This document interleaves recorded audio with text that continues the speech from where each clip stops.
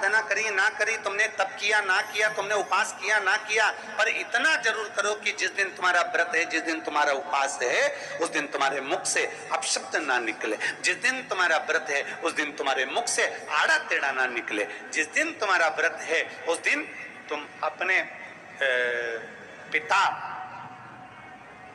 पति और परमात्मा, इन तीन के झूठे बर्तन अवश्य घिसे, अवश्य मांजे।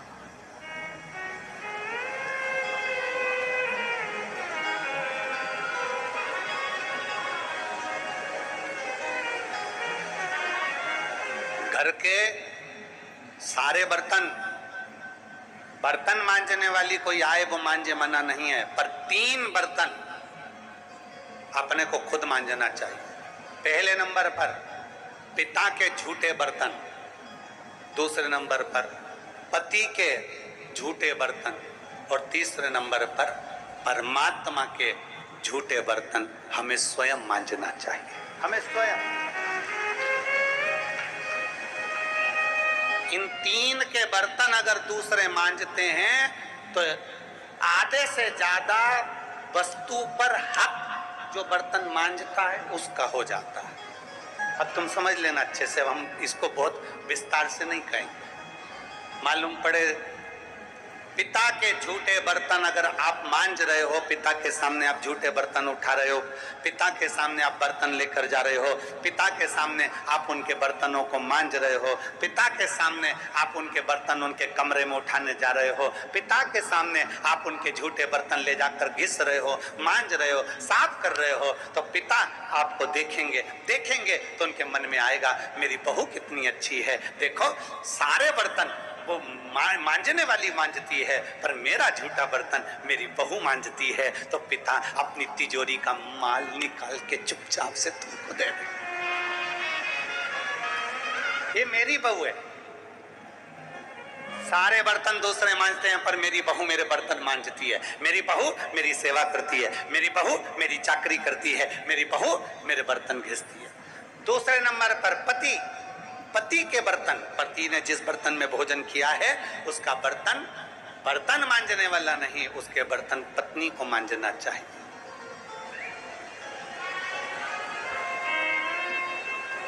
और अगर पति के झूठे बर्तन कोई दूसरा मांजने लगता है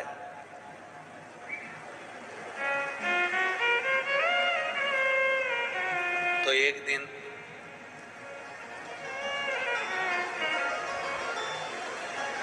सेठानी नौकरानी और नौकरानी सेठानी हो जाती है। भरोसा नहीं, बहुत सावधानी, बहुत सावधान। पिता पति के झूठे बर्तन भी पत्नी को मांजना चाहिए।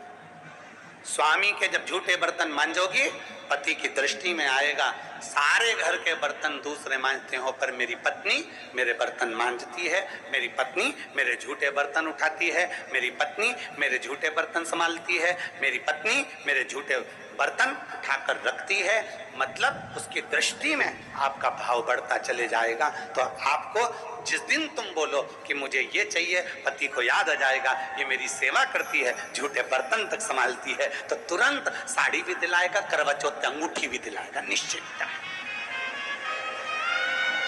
एक पिता, एक पति, और तीसरे नंबर पर बोलो, सब बोलो जम के जरा, परमात्मा। तुम्हारे घर में भगवान का मंदिर है, तुम्हारे घर में छोटा सा शिवालय है, तुम्हारे घर में छोटा सा देवालय है, तुम्हारे घर में छोटा सा मंदिर बना हुआ है, उस मंदिर में तुम भगवान की पूजन करती हो, पूजन करने के बाद भगवान को स्नान कराती हो, स्नान करा हुआ बर्तन रखा रहता है, लोटा रखा रहता है जल चढ़ाने वाला, भगवान के भोग लगाने की छोटी सी कटोरी होती है, भगवान को पानी पिलाने का छोटा सा लोटा होता है, कलश होता है, झारी जी होती है या कोई गिलास होता है। भगवान का बर्तन, परमात्मा का बर्तन घर की स्त्री को, घर की नारी को स्वयं मांजना चाहिए, वो बर्तन मांजने वाले को नहीं देना चाहिए, क्योंकि परमात्मा ये देखता है कि ये मेरे बर्तन मांज रही है, मैं इसको भंडार भर देता हूं। पिता, सब लोग बोलेंगे कौन कौन के बर्तन मांजना चाहिए, जम के बोलो, पिता, पति और परमात्मा। इन तीन के बर्तन, इन तीन के झूठे बर्तन, इन तीन के झूठे पात्र का घिसना, झूठे बर्तन को मांजना श्रेष्ठ। पिता, पति और पत्नी।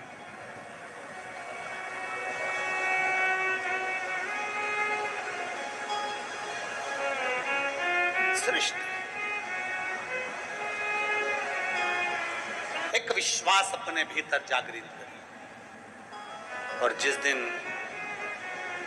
शंभु शरणे मांगू घड़ी रे, दुख काटो दया करीन दर्शन, शंभु शरणे पड़े मांगो घड़ी रे घड़ी, दुख काटो दया करीन दर्शन।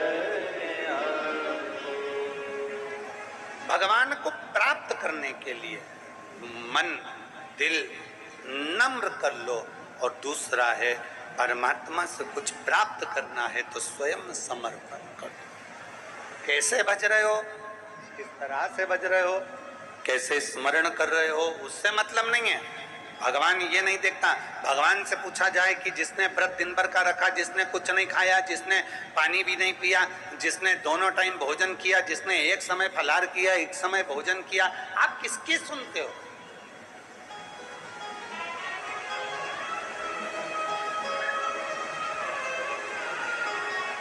आप किसकी सुनोगे?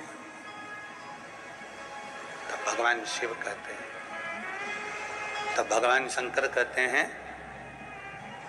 शिव माता पार्वती जी से कहते हैं, पार्वती जो किसी का दिल ना दुखा,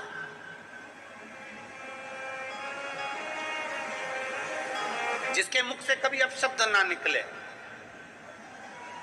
कोई बहुत बड़े ओहदे पर बैठ गया ना, बहुत बड़े पद पर बैठ जाए, बहुत बड़ा उसको मठाधीश पीठाधीश बनकर बैठ जाए, कोई बहुत बड़ा संत साधु बनकर बैठ जाए, कोई बहुत बड़ा तपस्वी बनकर बैठ जाए, कोई बहुत बड़ा कथाकार बनकर बैठ जाए, कोई बहुत बड़ा साधक बनकर बैठ जाए, और उसके मुख से यदि अपशब्द निकल रहा है तो समझ लेना कि उसका बहुत बड़ा बनना बेकार है। उसका बहुत बड़ा बनना श्रेष्ठ करना ही।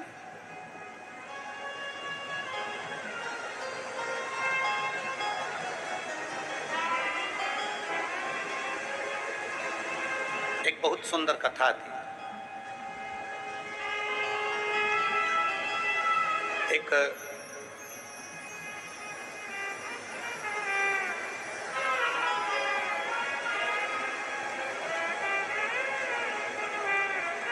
त्रेता में एक राजा हुए जिनका नाम था वीरमणि। शिव जी के परम उपासक थे। भगवान शंकर के इतनी उपासना करते थे वीरमणि, इतनी उपासना करते थे कि शिव के बिना एक क्षण नहीं रहते।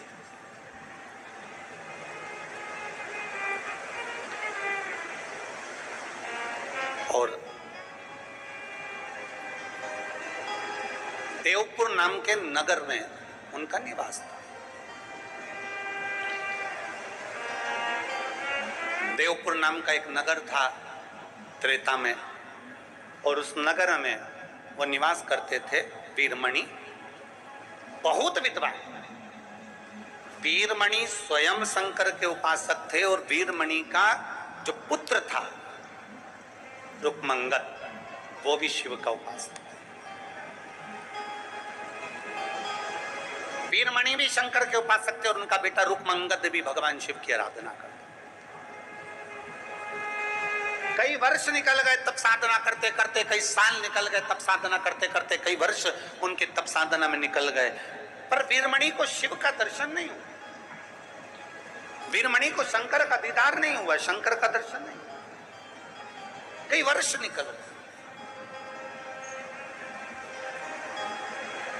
और मैंने तेरे ही भरोसे बाबा तेरे ही भरोसे हवा बिच उड़ती जावांगी बाबा डोर हथों छड़ी ना मैं कट्टी जावांगी भोले मैं तेरी पतंग शंभो मैं तेरी पतंग हवा बिच उड़ती जावांगी बाबा डोर हथों छड़ी ना मैं कटी जावांगी। वीरमणि को आज तक शिव का दीदार नहीं हुआ। आराधना करते करते करते करते शंकर का भजन करते करते शिव की उपासना करते करते बहुत समय निकल गया। देवपुर नगर का राजा वीरमणि साधना करते करते कई वर्ष निकल गए पर शंकर का कोई दीदार, शिव दिखे ही नहीं। आप में से कई मेरी जीजियां बैठी हैं, रोज शंकर के मंदिर जाती हैं, रोज जल चढ़ाती हैं, रोज शंकर के मंदिर में झाड़ू लगाती हैं, रोज शंकर जी के मंदिर में पोछा लगाती हैं, रोज शिव जी के मंदिर में दीप लगाती हैं, रोज शंकर जी को बेलपत्र चढ़ाती हैं, उनका श्रृंगार करती हैं। कई माताएं ऐसी हैं जिनको अभी तक शंकर का दीदार नहीं हुआ। पर इतना विश्वास से कहता हूं, छत्तीसगढ़ की इस पवित्र भूमि पर इतना विश्वास से कहता हूं, भले शंकर का दर्शन नहीं हुआ हो पर इतना विश्वास से कहता हूं कि मेरे बाबा ने तुम्हारी झोली खाली तो रखी नहीं होगी, भर जरूर दी।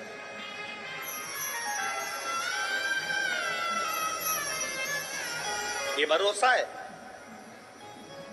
राजा वीरमणि को, देवपुर नगर के राजा वीरमणि को शंकर का दर्शन नहीं हुआ। आखिरी में वीरमणि को लगा कि शिव का दर्शन नहीं हो रहा, मेरी साधना। वीरमणि का बेटा रुकमंगद भी शिव की आराधना में लीन रहने लगा। श्री शिवा नमस्तु, श्री शिवा नमस्तु, श्री शिवा नमस्तु, श्री शिवा नमस्तु। वीरमणि भगवान शंकर की आराधना में डूबे रहते, रुकमंगद भगवान शिव की आराधना में डूबे रहते। एक दिन वीरमणि कहीं से निकल कर जा रहे थे और रास्ते में वीरमणि जब निकल कर जा रहे थे, नंदी भगवान शिव के गण नंदी रूप बदलकर पृथ्वी पर विचरण कर रहे थे और वीरमणि ने देखा कि कोई ऐसा चमकदार व्यक्ति जिसके चेहरे का तेज इतना प्रबल है कि सूर्य भी उसके सामने फीका है।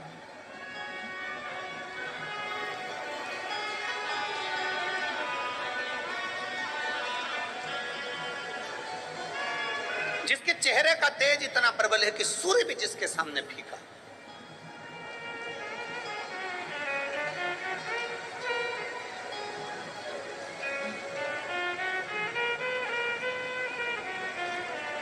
कभी कभी ऐसा होता है, कभी, और ये अनुभव किया है हमने भी किया।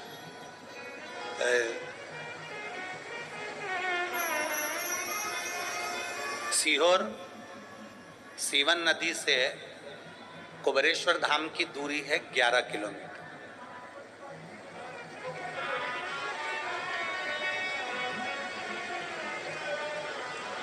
सुल्तानगंज से बाबा बैद्यनाथ जी की दूरी 150 किलोमीटर से ज्यादा।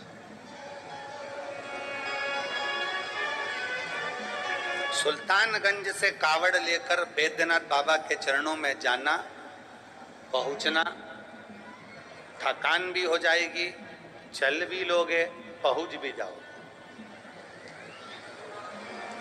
ओमकारेश्वर का जल लेकर उज्जैन तक लोग पहुंच जाते हैं 150-200 किलोमीटर, 150 किलोमीटर चल।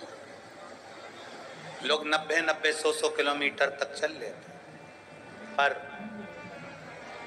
मां सीवन का जल लेकर जब कुबेरेश्वर धाम तक केवल 11 किलोमीटर चलना है, केवल 11 किलोमीटर। लोगों को लगता है 11 किलोमीटर, हम तो वहां गए थे हम वहां पर 150 किलोमीटर चले थे, हम आ गए थे, हम 70 किलोमीटर चले थे, हम आ गए थे, हम 50 किलोमीटर चले थे, हम आ गए थे 21 किलोमीटर चले थे, हम आ गए थे 14 किलोमीटर चले थे, हमने वो पहाड़ चढ़ा था, हमने वो वहां गए थे, हमने वो दर्शन किए थे, हम इतने ऊंचे पहाड़ चढ़ सकते हैं, तो 11 किलोमीटर क्या लगे। पर हमने देखा है सीवन का जल लेकर जब 11 किलोमीटर दूर कुबेरेश्वर धाम तक जाते हैं तो 11 किलोमीटर चलने में भी लोगों को यह अनुभव होता है कि हम कम से कम 300 या 500 किलोमीटर केवल 11 किलोमीटर में चलिए। इतना सत बाबा ले ले, इतना सत ले। आप लोगों में से किसी ने सीहोर की अगर कावड़ भरी होगी तो उसको मालूम होगा, इतना सत, इतनी शक्ति, इतनी परीक्षा मेरा कुबेरेश्वर बाबा ले लेता है। 11 किलोमीटर चलते चलते चलते चलते जब मात्र 1 किलोमीटर की यात्रा रह जाती है तब बाबा इतनी परीक्षा लेता है, इतनी परीक्षा लेता है कि अब तो चला नहीं जाता। केवल 11 किलोमीटर। और लोग सुबह मॉर्निंग वॉक करते हैं तो 5 kilometre, 7 kilometre, 6 kilometre, 4 kilometre, 3 kilometre चल लेते हैं। पर कुबेरेश्वर धाम जब जाते हैं और जब बाबा की कांवड़ लेकर जाते हैं तो वहां थक जाते हैं, 1 किलोमीटर तो चला तक नहीं जाता, ऐसी स्थिति हो जाती है। हमने भी अनुभव किया। और जब 2 किलोमीटर की यात्रा रह गई हमारे चलते चलते चलते चलते, तब चलना नहीं जा रहा। साथ वाले बोले गाड़ी लगा दे, गाड़ी में बैठ जाओ। हमने कहा नहीं, थोड़ा और बचा है, चलते चलो। आखिरी में हमने देखा बोल बम। एक प्रयास करना, जिनके पेट में तकलीफ रहती हो